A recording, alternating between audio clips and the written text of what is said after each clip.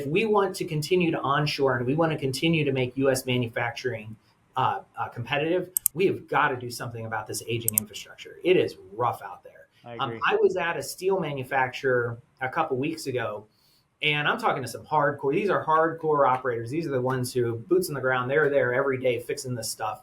And the one guy said, he's like, I will not sign my name that this piece of equipment is going to last more than a year. He's like, and honestly, he was like, I probably should have said that 5-10 years ago, but now, I mean, now it's just ridiculous. Like, they're buying parts off of eBay, replacement parts.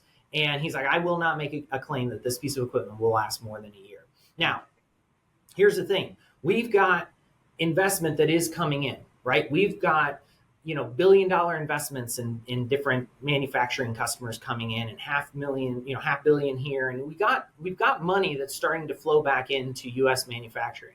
But I'm an advocate for the plant floor. I'm an advocate for manufacturers, right? And I'm trying to tell those folks on the plant floor, if you don't speak up, if you don't advocate for yourself, because we're not good on the plant floor at doing that. If you don't advocate for these dollars, they will all get siphoned away into IT. And I like IT. I've got a ton of respect for IT, right? But do we need another SAP upgrade? Or do we need that money to go towards the 45-year-old piece of equipment that we're buying parts off eBay and no one will guarantee it's going to run in a year? Because guess what? If that thing goes down, now you're done. Now you're not making any product. You're not making any money, right? So that's, we don't do a good job down on the plant floor of making it clear that we've got to have these dollars as this investment, as this money now is starting to flow into onshoring and US-based manufacturing. We've got to make sure that it makes its way down to the plant floor so that we can get this equipment upgraded. It's a significant concern of mine because if we don't, then that $1 billion will get sucked up into a move from SAP 3.5 to 4.5 or whatever, and all that billion will be gone. And 10 years from now, that guy's still going to be trying to patch up that piece of equipment that actually makes the product down there. Yeah, no, I think that's a great point. Something you don't hear a lot, but that's absolutely right.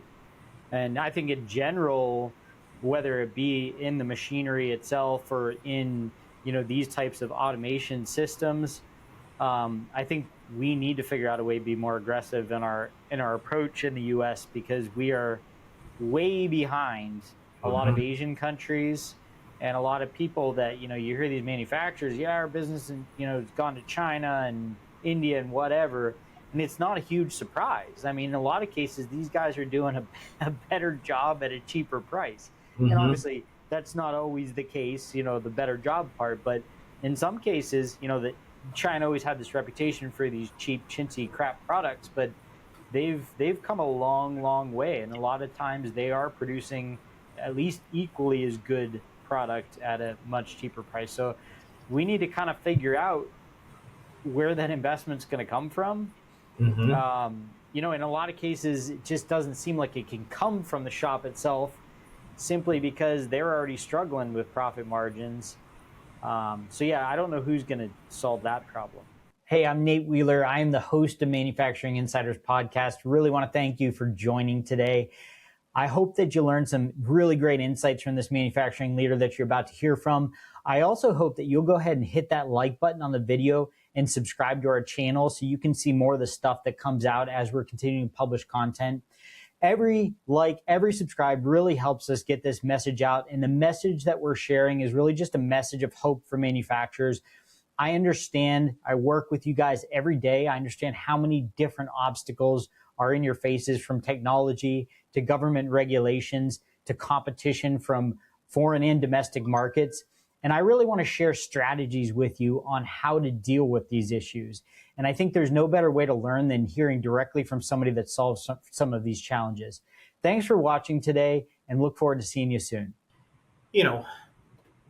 Better, worse, better, and different. Like with the tariffs, like I think that's kind of the idea is that some of those flows start to come back, because if they're selling product, if they're able to sell product at a competitive price, now they can maybe start to allocate that money. But again, you're going to have those big IT consultancies that are going to be slobbered at the mouth once they see those revenue flows starting to inch up, and they're going to try to gobble up as much of that as they can.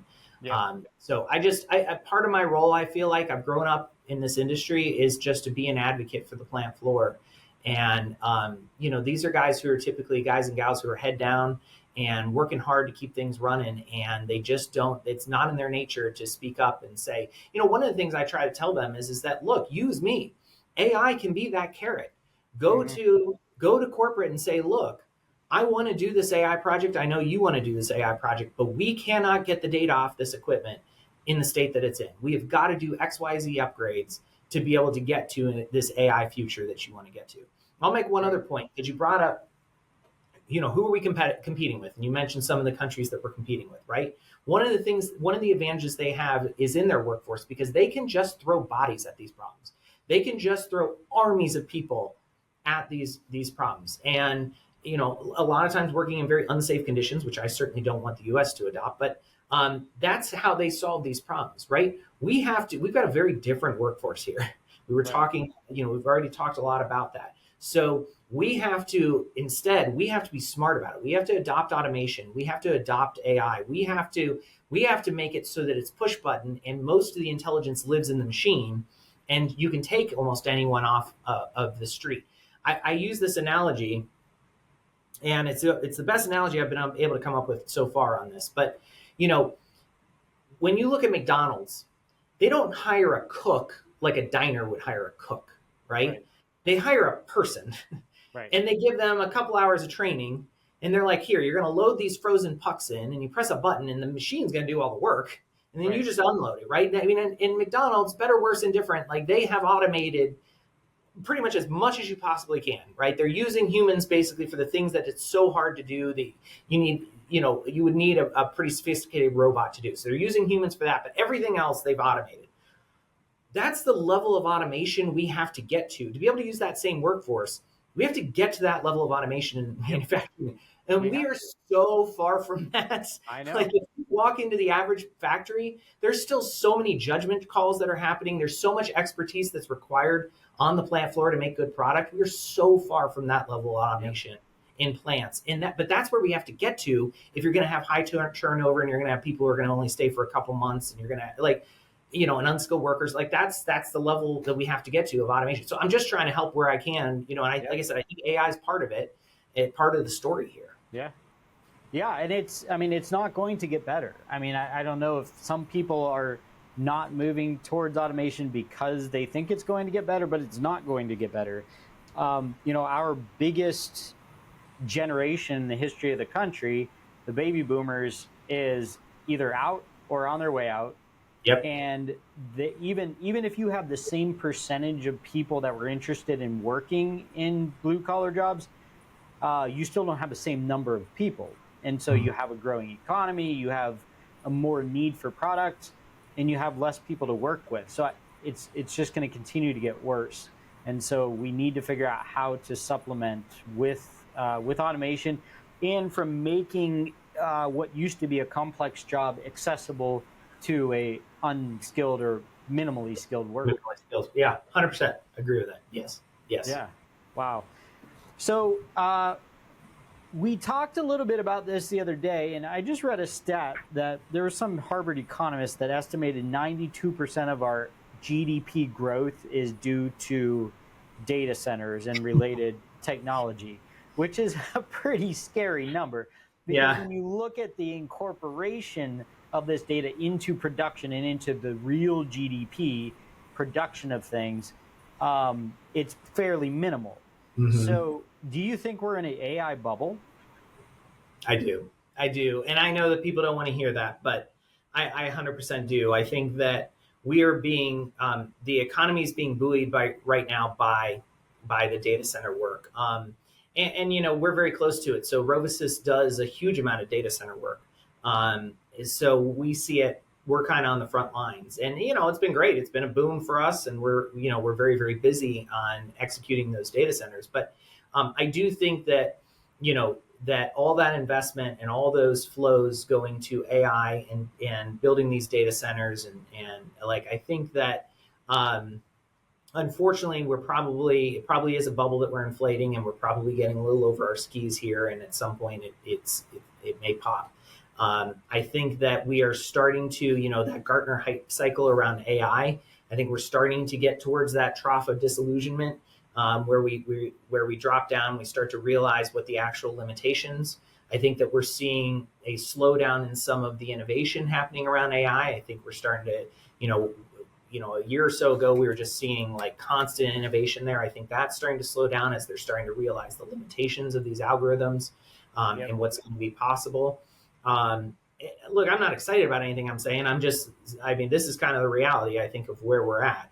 And so now that's not such a bad thing, right? There's a reason why Gartner created that hype cycle, right? We've got to get past all of that. We've got to get past the hype curve. We've got to get past the trough of disillusionment before we can finally start to, have reasonable adoption and understand where it can actually have an impact. And look, I wouldn't have a job if this AI can't have a significant impact on the Right. plant floor Right. when it's implemented well.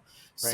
So let's pick the right use case. And again, I feel like we've been doom and gloom. So let's end it on a high note. Like, let's pick the right use case. Let's get this AI in there and let's start. I mean, I will say I love my job because I love like how excited when we finally deliver this thing and it's running on the plant floor and people are using it, they get so excited about it and so pumped up. And typically by the time we finish the first project, they got 5 more projects lined up for us because they're so excited about what the possibility is for this technology. So this is the path forward. This is how we're going to outperform everyone. It's going back to American ingenuity. This is how we win. And so we've got to make sure that we're taking that first step, right? We can't get so caught up in the risk, right? Like, that's business. Like, there's always going to be some kind of risk.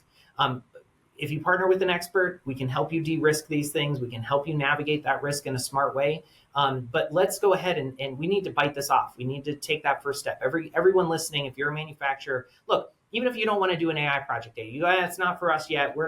Then do an AI readiness project, right? Yeah. Let's get your house in order. Let's get your data house in order. Let's get your infrastructure in order. All those skids that are disconnected, let's get all those networked together so we can at least have a chance of doing AI at some point in the future. Exactly.